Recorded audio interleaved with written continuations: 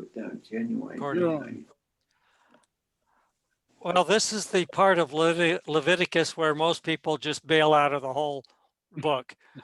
Okay, we're going to go through 5 full chapters of Leviticus, and these are the parts that deal with all of the different foods that you could eat, the different type of skin disorders, and all the other things that the God dealt with and teaching the Israelite people what his commands were for purity. I could have called this lesson "Cleanliness is next to godliness," and that probably would have been an appropriate label for this. We're going to breeze through this chapter, but what I tried to do is just give you a sense, an overview of these different laws and regulations and the different ways that the Israelites dealt with them in the wilderness. Anybody that's familiar with this part of the Bible in any sense is familiar with the fact that the New Testament pretty much dispensed with most of what we're going to talk about tonight. But there are some applications that come from what we're going to study that will apply to the believer.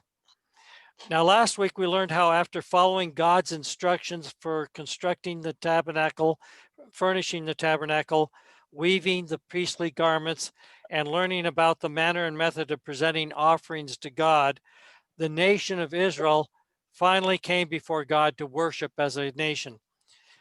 We learned that chapters 8 and chapter 9 of Leviticus was a culmination of everything which the people of Israel were required to do to come before God to worship him. After sanctifying the tabernacle and after ordaining the priests, Moses called the congregation together. And he called them together to worship God. And this fulfilled the purpose which God communicated to Pharaoh many times when Moses communicated that God told Pharaoh to let his people go into the wilderness and worship him. Now, after presenting the required offerings, the priests and all the people were rewarded because God appeared in a Shekinah glory in the tent of the meeting, in the tabernacle. This week, we're going to study the laws pertaining to ritual impurity, which God imposed upon the Israelites to separate them from the pagan nations. At the end of the study, we're going to talk about our thoughts about why God imposed these laws or regulations on the people of Israel. So as we go through the materials, kind of think in the back of your mind, well, why is God asking the Israelites to do this? And why is he requiring them to do that?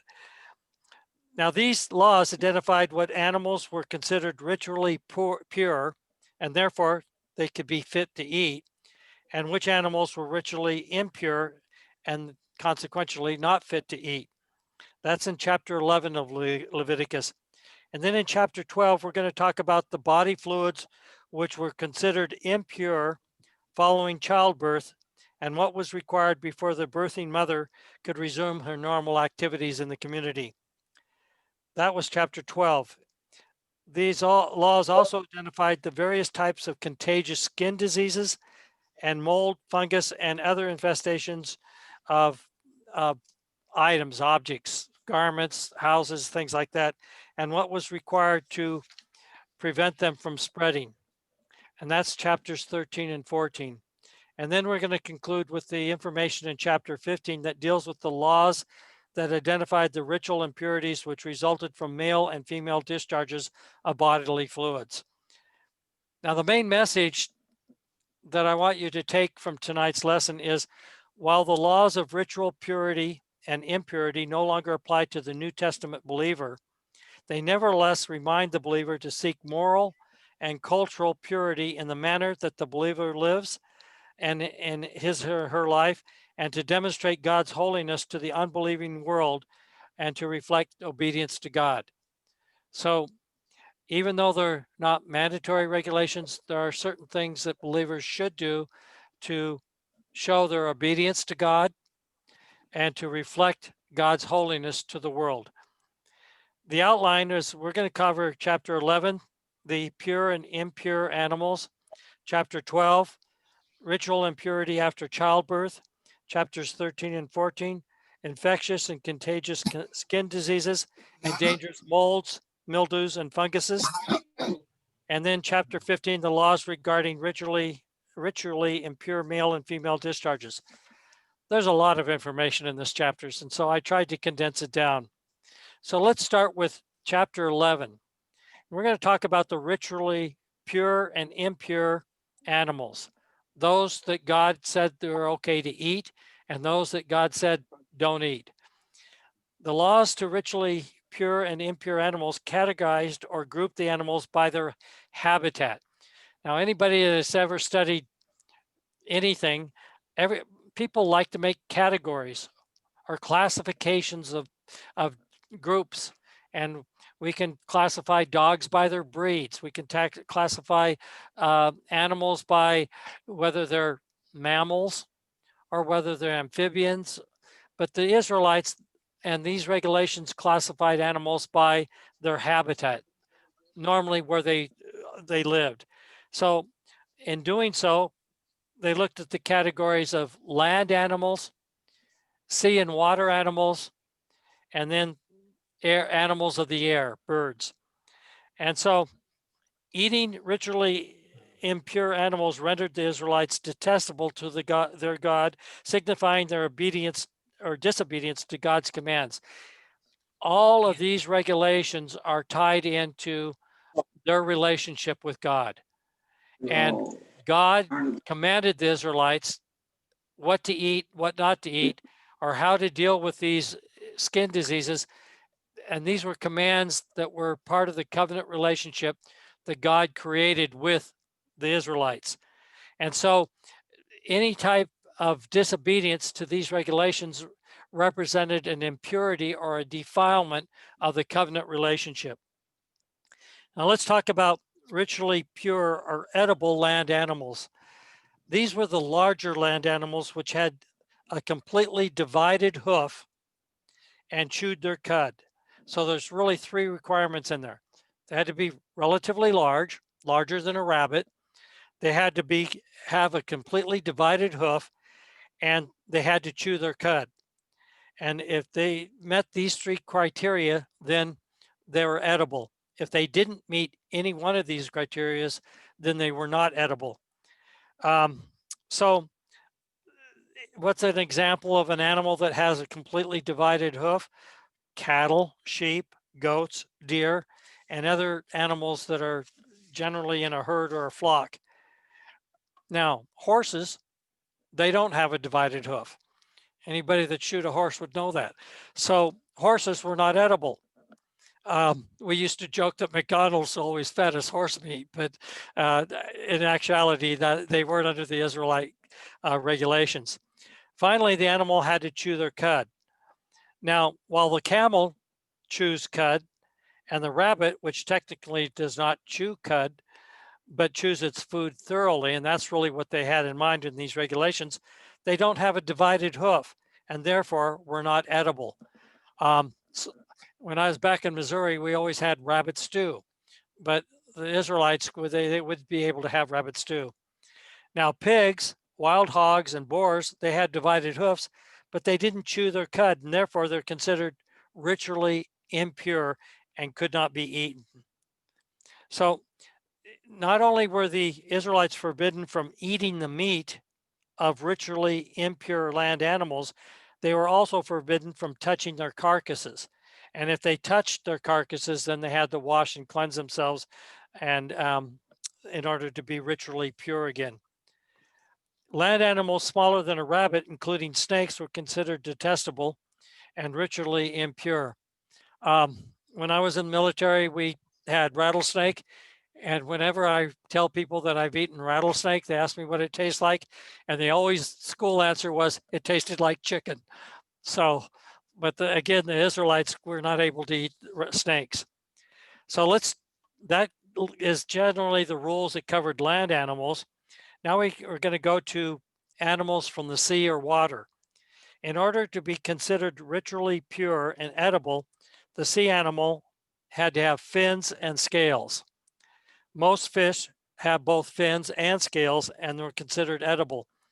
Sea animals which did not have fins and scales, such as eels, mollusks, and shellfish, were considered detestable and not allowed to be eaten. So those are the rules dealing with the sea and water animals. And then we deal with the ritually pure and edible flying animals. It's interesting that carnivorous birds such as eagles, hawks, ravens, and vultures were considered ritually impure.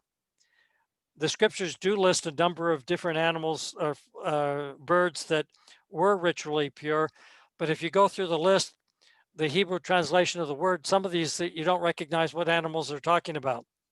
Now, smaller flying or swarming creatures, including flying insects which walked on 4 legs or which walked on many feet, such as centipedes or caterpillars, were considered detestable and not as a source of food. Only insects, interestingly enough, would have jointed legs for hopping, such as locusts, were considered as ritually pure. When I went through the survival school, the SAGE training at STED, we were privileged to eat locusts and other grasshoppers and jumping insects. If you mixed it with either Tabasco sauce or with chocolate, they were pretty good. Otherwise, they tasted like grass. Now, the carcasses of land animals, which were considered as ritually impure, also made the objects that they touched ritually impure. So if you had ants that were crawling on a cushion or something, you had to either clean or wash it ritually. And in some cases where you couldn't get, because they left remains or anything, or they soiled the cushions or whatever, they had to be thrown away. Okay, so those are basically the rules that deal with land, sea, and air animals, and what was ritually pure and could be eaten, and what was ritually impure and could not be eaten. Now we're going to get to the laws regarding impurity after childbirth.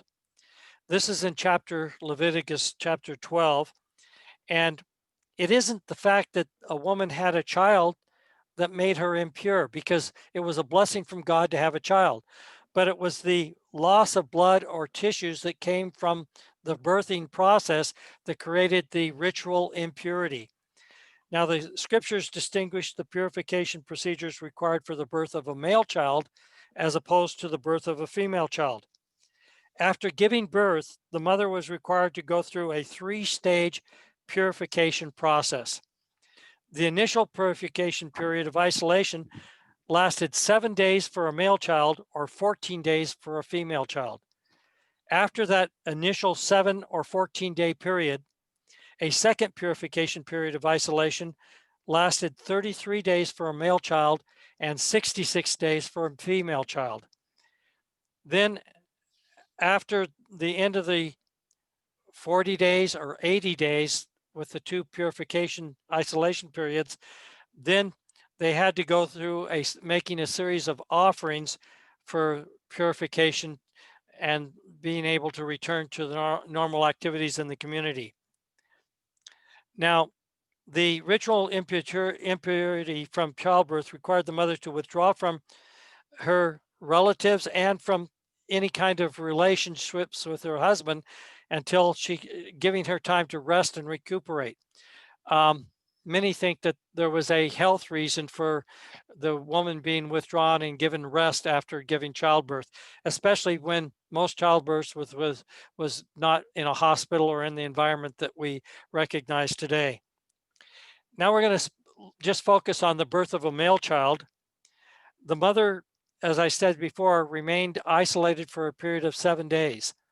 What happened on the 8th day with the male child is that the child underwent circumcision to fulfill the covenant sign which God made with Abraham.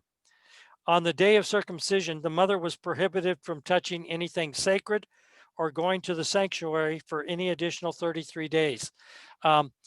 This kind of indicates that she was fully isolated for the first 7 days, but then only isolated from going to the sanctuary or touching anything sacred for the rest of the 30-day period.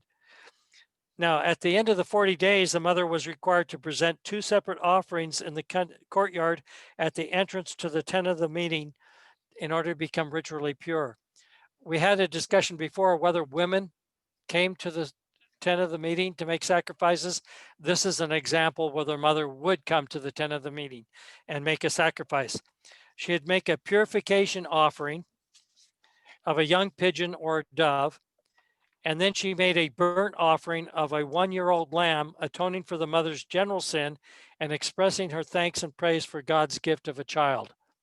And so she would make these a purification and a burnt offering, and then she'd be complete her impurity, if you will, ritual impurity, so that she could return to full status with the community. Now, if the mother could not afford to sacrifice a lamb, the regulations allowed her to bring 2 doves or 2 young pigeons, one for the purification offering and one for the burnt offering. So those are the rules dealing with the birth of a male child. With a female child, as I mentioned before, the time frames double.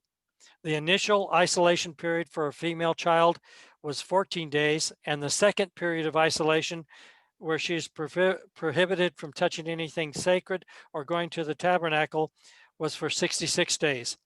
After the end of the 88 days of separation, the mother would then present the same purification and burnt offerings that she would be presenting for a male child. So those are the rules in chapter 12 dealing with impurifications resulting from childbirth. Then in the next 2 chapters, chapters 13 and 14, we have the laws regarding infectious and contagious skin diseases and dangerous molds, mildews, and funguses. Here we see the priest almost acting like a general physician, if you will, because the priest would examine the skin or the mold and determine whether or not it was the type that needed to be purified. So these are impurities that resulted from what the Israelites referred to as sarat, which is an impurity that's reflected in the skin or in the objects in the home because of mold or mildew or fungus. These skin conditions were sometimes infectious, other times they were just gross to look at. Now the question came up, and I didn't put this in the outline, is that, are we talking about leprosy here? Well, most scholars believe that leprosy wasn't in existence at the time these laws were promulgated. And so while it would apply to leprosy later on, these laws did not apply to leprosy because it didn't exist while the Israelites were in the wilderness. Now, any skin disorder which damaged skin tissue required the priest to examine the afflicted area and to determine whether or not the individual had a ritually defiling skin disease. If the priest diagnosed the skin affliction as a defiling disease, then he declared that the individual was impure and ordered the individual to be separated from the community.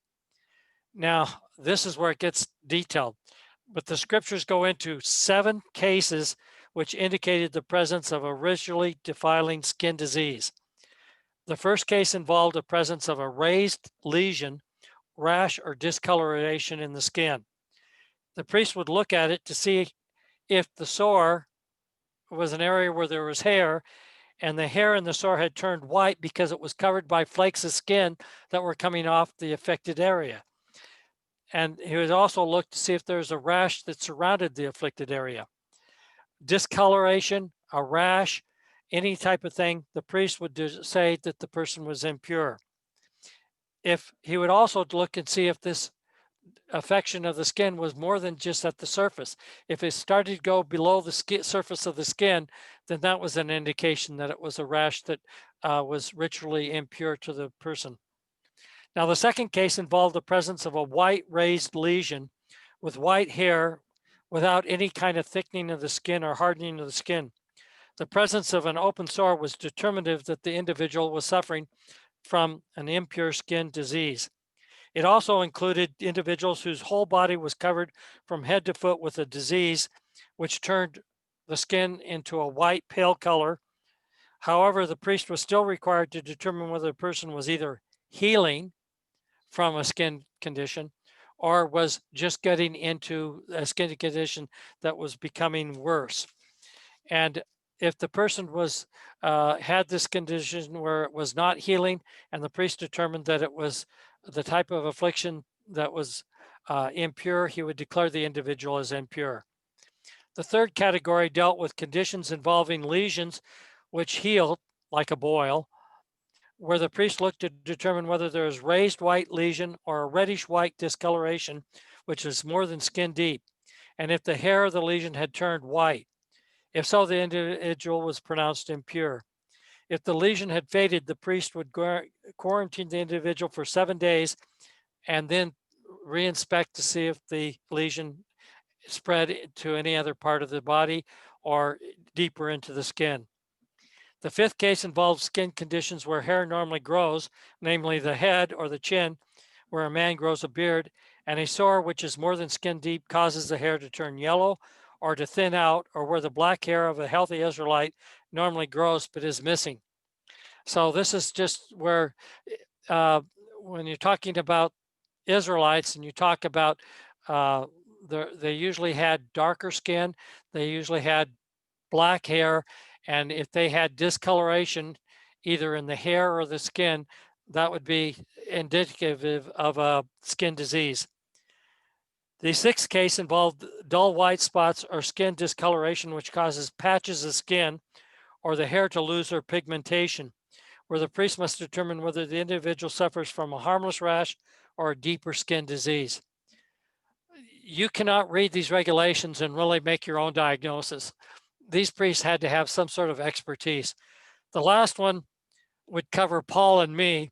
It deals with baldness, where the priest is required to determine whether there is a reddish white sore in the bald area, which indicated the presence of a ritually defiling skin disease. It wasn't a skin disease to be bald, but if you had rashes in the area where the baldness occurred, or any kind of sore, then that would indicate that there's a skin disease that's present. Now, those are the different things, and the scriptures get into quite a lot of detail, but any individual who is examined by the priest and diagnosed as being ritually impure because of a skin disorder were required to do 3 things until their condition healed. First, they were required to change their physical appearance. They either wore torn clothes, they let their hair, if they had hair, if it wasn't a baldness condition, be unkempt. Sort of what I used to look like when I was younger and on a holiday. I'd never comb my hair. Anyway, and they covered the lower part of their face. They were required to call out when everybody approached them, impure, impure, or unclean, unclean, to let others know that they were in that skin condition. They're also required to live outside the camp with others who are similarly afflicted. They didn't intersperse different skin disease disorders and people living with, if you had a skin disorder, they didn't have a whole community of all different types. They tried to keep them different. Now you could, if you had a member of your family or a friend that was suffering from a skin condition and was taken outside the camp to live, you could still go and visit him, but you had to keep your social distance, as we say today. When the skin condition healed, the quarantine ended and the individual was allowed to return to the community after performing 3 different purification ceremonies. First, the priest would go outside the camp to examine and confirm the individual had been healed. If the priest determined that he had healed from the skin condition, then he would order 4 different materials to perform the ritual of cleansing. First, he would procure 2 wild, pure birds, a piece of cedar wood, scarlet yarn, and hyssop. One of the wild birds was then killed over a clay pot containing fresh water so that the pot would catch the bird's blood, creating a cleansing agent of water and blood, which was used in the cleansing rite. The priest would then dip the cedar, the scarlet yarn, and the hyssop in the mixture of blood and water and sprinkle the individual being purified 7 times and then pronounce the individual as being pure. The individual would then release the other bird into the open field. This is probably why they used wild birds. They're more likely not to go towards the Israelite camp, but they go out into the field and away from the camp. and this signified that the bird was carrying away the infectious skin disorder. The individual who was declared as being pure was then required to wash his or her clothing, to bathe, and if the individual was a man, to shave, symbolizing the cleansing and hence the purification of the individual.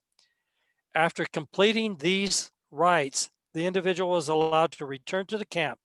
However, they're required to remain outside their tent or their dwelling place for 7 continuous days, and on the 8th day, the individual was required to make 3 separate atoning offerings.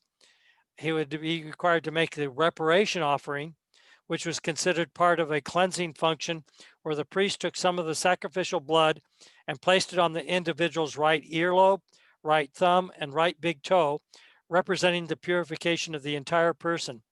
In addition, as part of the reparation offering, the priest sprinkled a log, not very much, but a portion of oil before the Lord 7 times, and then put some of the oil on top of the blood on the earlobe, the right thumb, and right toe of the individual. The rest of the oil, which the priest held in his palm, he would place on the head of the afflicted individual. The second offering was a purification offering, which removed the impurity from both the tent of the meeting and the offerer. And the third offering was a burnt offering together with a grain offering. So after completing all of these steps, the individual was then declared completely cleansed from the impurity and allowed to return to full function in the community. Now, poorer individuals who could not were not able to make the more costly sacrifices of a lamb or a ram or for purification or burnt offering, they could offer bird offerings or grain offerings instead of the offering of an animal that was more costly. Those are the skin disorders. Now we're going to go to the ritual impurity from fungus, molds, and other infestations of garments, tents, or houses. These fungal infestations are translated as defiling molds or as ritually defiling infestations. They included mold, mildew, fungus, which has a greenish or reddish appearance. They frequently infected clothing, especially wet wool, linen, and leather. Any item which was infested was separated from the household for 7 days and then re-examined by the priest. If any of the mold or the infestation spread, it was considered as a persistent mold or malignant, and the item had to be burned. If the mark or the infestation did not spread, the item was washed and quarantined for another 7 days, and then it was re-examined by the priest. If there was no change in appearance, even though the infestation had not spread, the item was considered as impure and had to be burned. So if after 7 days, after it's been washed, it's still the same color and it didn't change, the item had to be burned. If, however, the infestation faded in its color, the affected area had to be torn out and the item was washed a second time.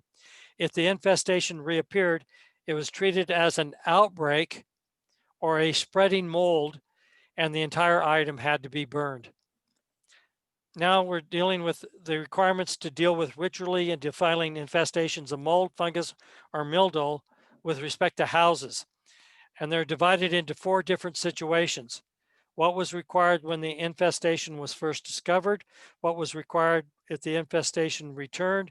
What was required where the situation where the home affected or defiled the people that lived inside the home? And what to do if the infestation did not spread? Really, it goes back to the priest had to inspect the dwelling place to determine whether the mark was greenish or reddish in appearance and whether it penetrated below the surface.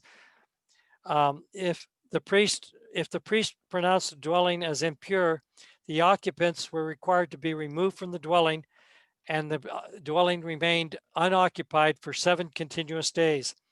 If after 7 days the infestation spread, the priest ordered the stones that were contaminated or the materials to be torn out and discarded to an impure place or dump outside the community.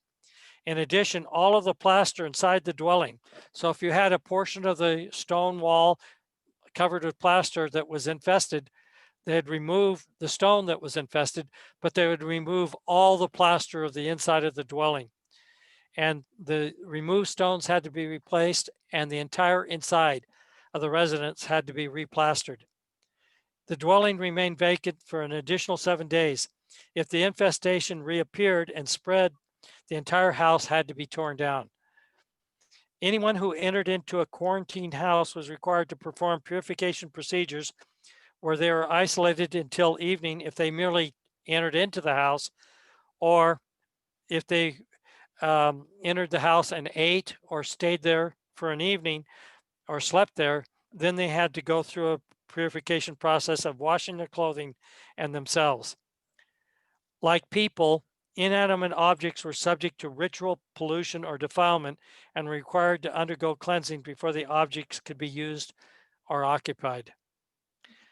So those are the general rules that deal with molds and fungus and those type of things. Now we're going to go to the last category in chapter 15 of laws regarding ritually impure male and female discharges. Leviticus chapter 15 covers 4 types of defiling body fluids which result in ritual impurity and discusses them in a schismatic format.